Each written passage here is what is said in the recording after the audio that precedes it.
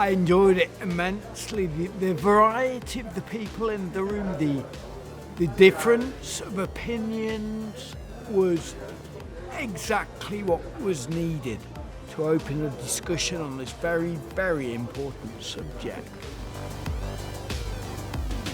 In the panel that we had today, I think there was a lot of discussion about little opportunities and little common sense things that have gone wrong just by not involving a patient or a caregiver or someone who's actually going to experience that clinical trial.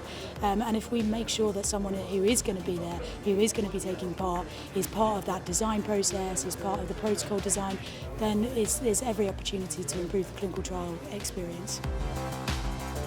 So often there's a lack of collaboration, and I think everyone knows there's a problem, everyone knows there's a big problem, everyone knows we need to fix it, but there's not enough working together to try and solve it.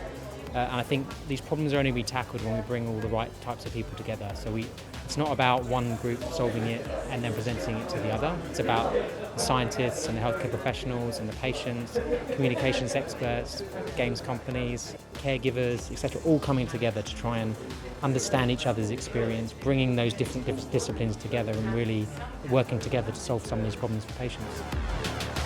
My ultimate goal would be for trials to really listen to patients' experiences, listen to their feedback, look at the data that they collect themselves as being relevant evidence and not just write it off. We are intelligent beings in our own right.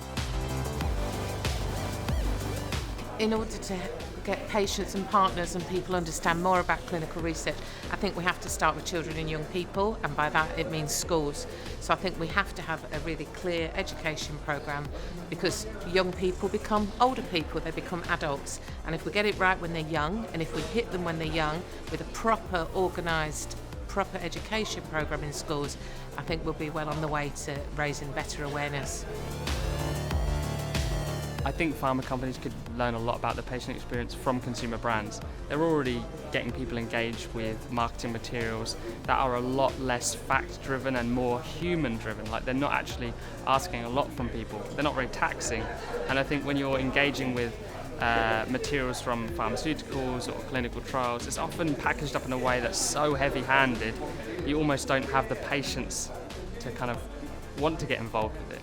So I think that consumer brands really do that so well. Just look at what they're doing.